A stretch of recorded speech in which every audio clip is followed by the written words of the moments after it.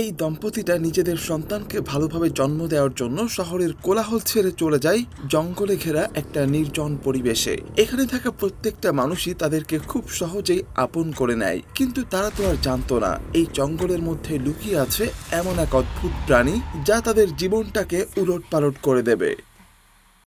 গল্পের শুরুটা হয় জিমি আর মায়া নামের এক সুখী দম্পতিকে দেখিয়ে। তারা শহর থেকে কাছেই একটা নিরিবিলি পরিবেশে থাকতো। আজকের রাতের খাবার তৈরি করার সময় জিমি জানতে পারে যে তার ওয়াইফ মায়া প্রেগনেন্ট, মানে তারা মা বাবা হতে চলেছে। জিমি তো প্রচন্ড খুশি হয়ে যায় আর মুহূর্তটাকে উপভোগ করার জন্য বাইরে চলে যায় শ্যাম্পেইন আনতে। কিন্তু রাস্তায় কয়েকটা ছেলে তাকে প্রচন্ড বিরক্ত করছিল। জিমি তাদেরকে এড়িয়ে সুপার শপের ভেতরে চলে যায়, কিন্তু সুপার শপ থেকে বেরিয়ে জিমি যখন বাড়ির দিকে আসতে চায় তখন ওই বখাটে ছেলেগুলো আবারও জিমিকে বিরক্ত করতে শুরু করে। আর এইবার তো প্রচন্ড বিরক্ত হয়ে জিমি তাদেরকে গালি দিয়ে বাড়িতে চলে আসে।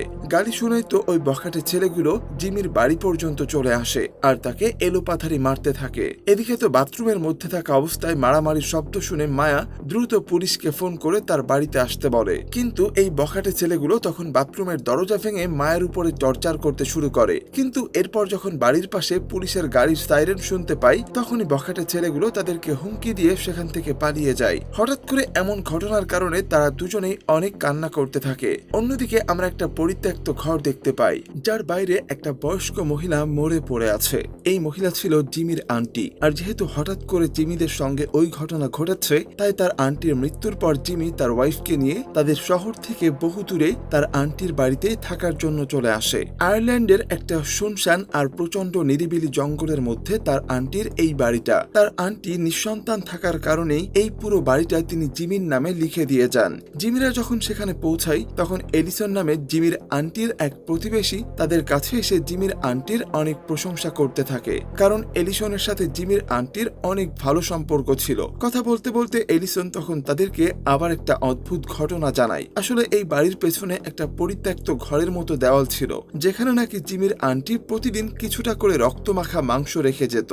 এটা শুনেই তো জিমিরা প্রচন্ড অবাক হয়ে যায় আর তাকে জিজ্ঞেস করে যে তার এরকমটা করার কারণ কি। তখন এলিসন তাদেরকে বলে এই জঙ্গলে নাকি অদ্ভুত দেখতে একটা বেটে লোকেরা থাকে, যারা কোনো স্বাভাবিক মানুষের মতো নয়। এদেরকে স্থানীয় ভাষায় রেড ক্যাপস বলে ডাকা হয়। আর সব থেকে ভয়ঙ্কর ব্যাপার হলো এই বাড়িতে ভালোভাবে থাকতে হলে নাকি এখন থেকে ওই দেওয়ালের ভেতরে প্রতিদিন মাংস রেখে যেতে হবে। কিন্তু অদ্ভুত ব্যাপার হলো এত ভয়ঙ্কর একটা নিউজ শোনার পরেও মায়া রাজি হয়ে যায়, কারণ এত বড় একটা বাড়িতে থাকার বিনিময়ে তাদেরকে শুধুমাত্র কিছু মাংস রেখে যেতে হবে। এটা তার কাছে বড় কোনো ব্যাপার নয়। আর তাছাড়া এই সব কিছু নাকি আবার জিমির কাছে একটা গল্প বলেই মনে হচ্ছে। এরপরেই তো তারা দুইজন নিজেদের ইচ্ছা মতো এই বিশাল বাড়িটাকে সাজিয়ে নেয়। সবকিছু পরিষ্কার করা শেষ করে তারা একটা সুপার শপে চলে যায় কেনাকাটা করতে।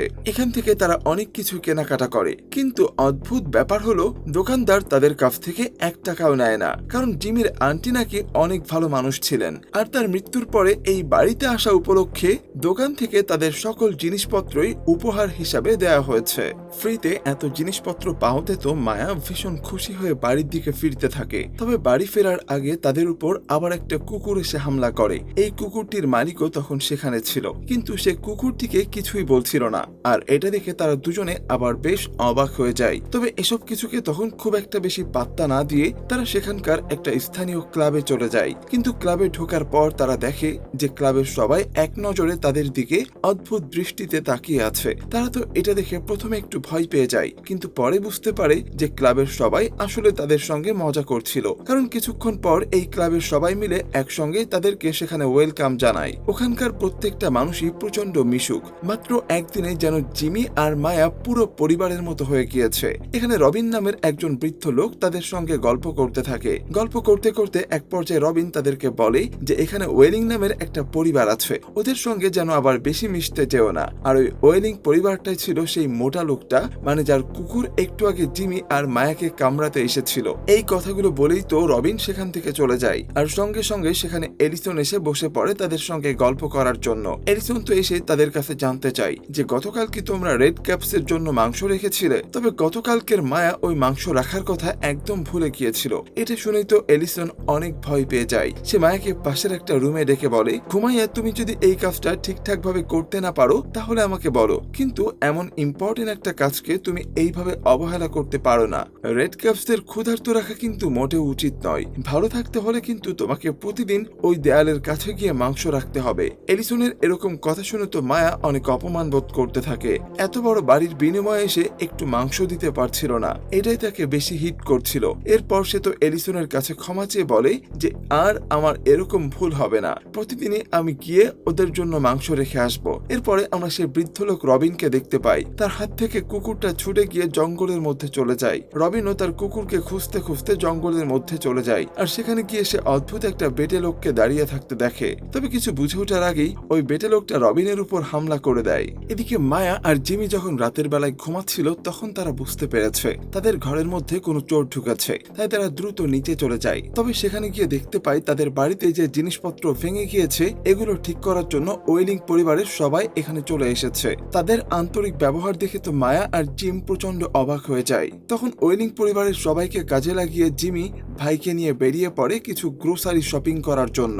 ওখান থেকে তারা বেশ কিছু কেনাকাটা করে আসার সময় আবার এক প্যাকেট মাংস কিনে নেয়। আর এরপর বাড়িতে ফেরার আগে জিমির আন্টির কবরের পাশের দিকে যেয়ে দোয়া করতে থাকে। সেখানে থাকা এক ফাদারের কাছ থেকে তারা জানতে পারে যে জিমির আন্টির নাকি ইচ্ছা ছিল তার মৃত্যুর পরে তাকে যেন তার মৃত সন্তানের পাশে কবর দেওয়া হয়, কিন্তু দুর্ভাগ্যবশত তার ওই বাচ্চাটায় লাশ খুঁজে পাওয়া যায়নি। এটা শুনেই তো জিমিরা প্রচন্ড অবাক হয়ে যায়, কারণ সে জানতো ওই বাচ্চাটা নাকি নিউমোনিয়া হয়ে মারা গিয়েছিল, তাহলে লাশ না পাবার কোনো প্রশ্নই আসে না। এরপর তো তারা এই বিষয়টা জানার জন্য তাদের প্রতিবেশী এডিসনের কাছে চলে আসে, কিন্তু ওখানে আসার পর তারা জানতে পারে যে রবিনকে খুঁজে পাওয়া যাচ্ছে না। তবে একটু পরেই তো মায়া জিমির আন্টির শেষ সন্তানের ব্যাপারে জিজ্ঞাসা করে যে আসলে তার কি হয়েছিল আর কেনই বা মৃত্যুর পর তার লাশ পাওয়া যায়নি। তখন এডিসন তাদেরকে জানায় যে জিমির আন্টি নাকি তার হাজবেন্ডকে বাঁচানোর জন্য রেড ক্যাপসের সঙ্গে একটা ডিল করেছিল, আর ওই ডিল অনুযায়ী সে তার বাচ্চাটাকে রেড ক্যাপসের হাতে তুলে দিয়ে তার স্বামীকে ফিরিয়ে আনতে চেয়েছিল, কিন্তু দুর্ভাগ্যবশত তার কপালে আসলে কোনোটাই হয়নি। এখানে আসার পর থেকেই তো তার আন্টির নামে এই রকম সব অদ্ভুত কথা শুনে মায়ের মনে হতে শুরু করে যে জিমির আন্টির বোধহয় মাথায় একটু সমস্যা ছিল। তো এরপর তারা যখন বাড়িতে ফিরে আসে তখন দেখতে পায় ওয়েলিং এর দুই সন্তান তাদের ঘরের সামনে বসে ধূমপান করছে। শুধু তাই নয়, তারা জিমিদের ঘর থেকে সমস্ত টাকা চুরি করে তাদের খাবার খেয়ে ফেলেছিল, এমনকি তাদের টয়লেটের নোংরা করে রেখেছে আর বাড়ির জিনিসপত্র ভাঙচুর করেছে। এই সব কিছু দেখে তো জিমি প্রচন্ড রেগে যায় আর বিরক্ত হয়ে সবাইকে তাদের বাড়ি থেকে বের করে দেয়। তো ওই দিন সন্ধ্যায় আবার মায়া এলিসনের কথা মতোই প্রথমবারের মতো ওই দেওয়ালের পাশে কাঁচা মাংস দিতে গিয়েছিল, আর তখনই দেখা যায় হঠাৎ করে একটা দমকা হাওয়াই সে মাংসটাকে পুরো গায়েব করে দেয়। এটা দেখেই তো মায়া ভয় পেয়ে দৌড়ে বাড়িতে চলে আসে। পরের দিন সকালবেলা ঘুম থেকে উঠেই তারা দেখতে পায় ওয়েলিং পরিবার আবারও তাদের ঘরের সামনে কিছু জিনিসপত্র নিয়ে এসেছে। ওগুলোর আঘাতে মায়ের ঘরে সাজানো গোছানো সব জানালা দরজা ভেঙে যাচ্ছিল।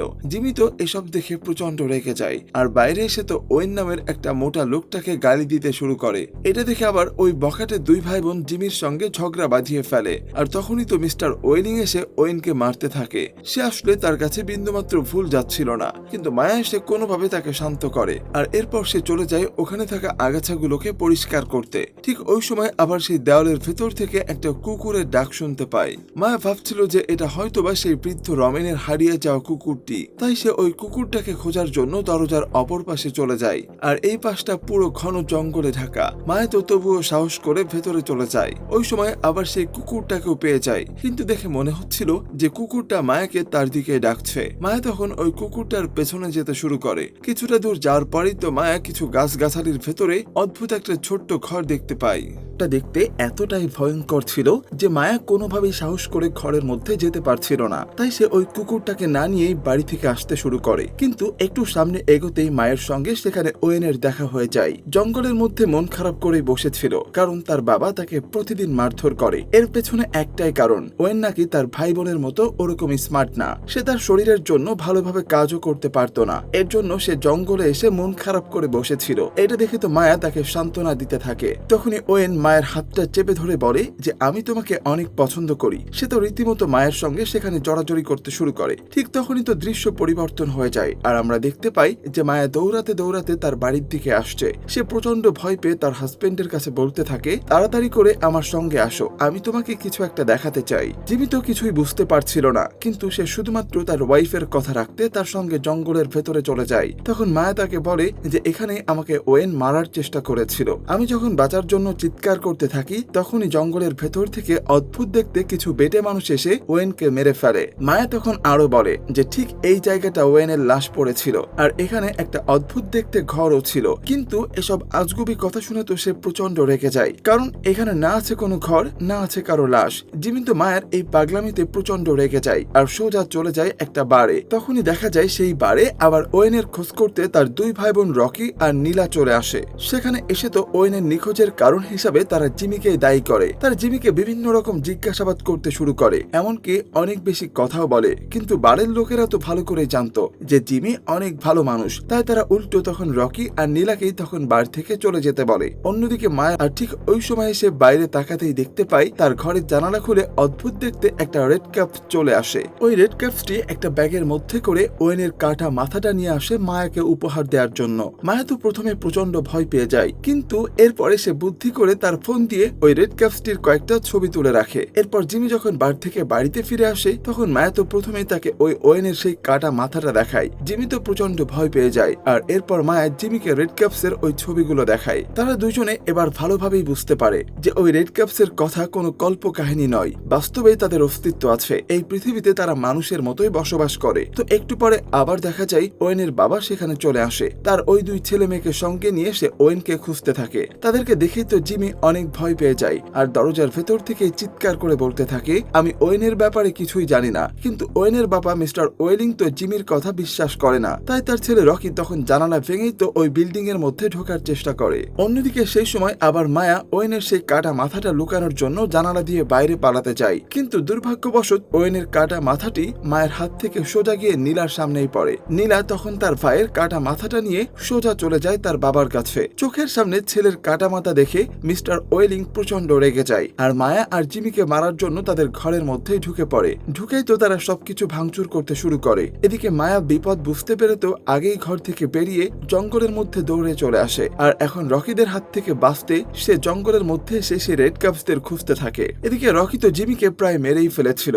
আর অন্যদিকে মায়া তখনও জঙ্গলের মধ্যে চিৎকার করে রেড ক্যাপসদের কাছে তার স্বামীকে বাঁচানোর জন্য সাহায্য চাইতে থাকে। সে বলে যে তোমরা যা চাও আমি তাই দেব, প্লিজ আমার স্বামীকে বাঁচাও। এদিকে রকি আর তার বাবা তো জিমিকে প্রচন্ড মারধর করতে থাকে আর বারবার জিজ্ঞাসা করে যে তোমার স্ত্রী কোথায় আর আমার ছেলের সঙ্গে কি করেছো, সত্যি করে বলো। তখন অসহায় জিমি বলে যে আপনার ছেলেকে আমরা কিছুই করিনি, তাকে রেড ক্যাপসরা মেরে ফেলেছে। কিন্তু জিমির কথা তো তারা কেউই বিশ্বাস করে না, কারণ রেড ক্যাপসের কথা আসলে শুধুমাত্র কল্প কাহিনীতেই শোনা যায়, বাস্তবে এর কোনো অস্তিত্ব নেই। আর ঠিক তখনই তো সাত ভেঙে একটা রেড ক্যাপ সেখানে এসে তাদের উপরে এলোপাথারি অ্যাটাক করতে থাকে। রকি প্রচন্ড আহত হয়ে পড়ে। এই অদ্ভুত দেখতে প্রাণীটাকে দেখে তো তারা দুজনেই পুরো হতবাক হয়ে যায়, কারণ ছোটবেলা থেকে তারাও এসব রেড ক্যাপসের কথা শুধুমাত্র গল্পে শুনে এসেছে, কিন্তু এখন সেটা তাদের চোখের সামনেই। অন্যদিকে দেখা যায় নীলা যখন তাদের বাড়ির সামনে চলে আসে তখন নীলা আবার মায়াকে গলা টিপে মেরে ফেলতে যায়, কিন্তু এখানেও তখন কিছু রেড ক্যাপস চলে আসে আর নীলাকে মেরে মায়াকে তার হাত থেকে বাঁচায়। রেড ক্যাপস গুলো তো নীলার পেট কেটে তাকে নৃশংসভাবে মেরে ফেলে।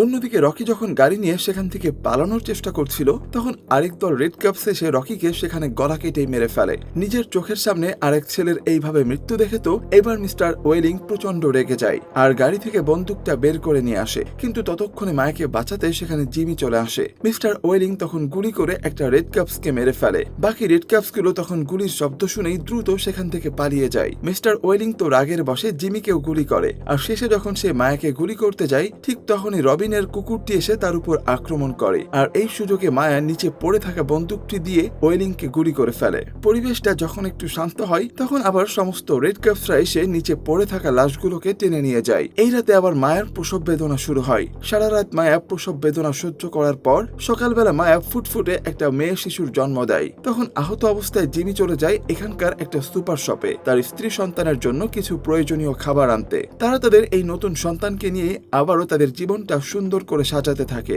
আর এইভাবেই বেশ কিছুদিন পার হয়ে যায়। একদিন রাতের বেলা জিমি কানে হেডফোন লাগিয়ে তার গাড়িটা পরিষ্কার করছিল। তখন মায়া দেখতে পাই যে তার বাচ্চাকে রেড ক্যাপসরা ঘর থেকে চুরি করে নিয়ে গিয়েছে। মায়া চিৎকার করে জিমিকে ডাকতে থাকে, কিন্তু জিমির কানে হেডফোন থাকায় সে কিছুই শুনতে পাচ্ছিল না। তাই মায়া আর সময় নষ্ট না করে সে একাই চলে যায় জঙ্গলে তার বাচ্চাকে উদ্ধার করতে। দৌড়াতে দৌড়াতে মায়া সেই রেড ক্যাপসের ঘরের মধ্যে প্রবেশ করে। এই ঘরটি পুরা পিঁপড়াদের ঘরের আদলেই তৈরি করা। আর মায়া সেখানে ঢুকতেই শত শত রেড ক্যাপসরা এসে মায়াকে ঘিরে ফেলে। মায়া তখন দেখতে পায় একটা বৃদ্ধ রেড ক্যাপসের কাছেই তার বাচ্চাটি রয়েছে। এই রেড ক্যাপসটি মূলত এদের রানী। মায়া তখন তার কাছে নিজের বাচ্চাটিকে ফিরিয়ে দেওয়ার জন্য বারবার অনুরোধ করে। তখন ওই রেড ক্যাপসটা মায়াকে বলে যে তুমি তো বলেছিলে আমরা যা চাইবো তুমি আমাদেরকে তাই দেবে। মায়া তখন লক্ষ্য করে যে ওই রানী রেড ক্যাপসটার হাতে একটা পুতুল রয়েছে, যেটা জিমির আন্টি তার মেয়েকে দিয়েছিল।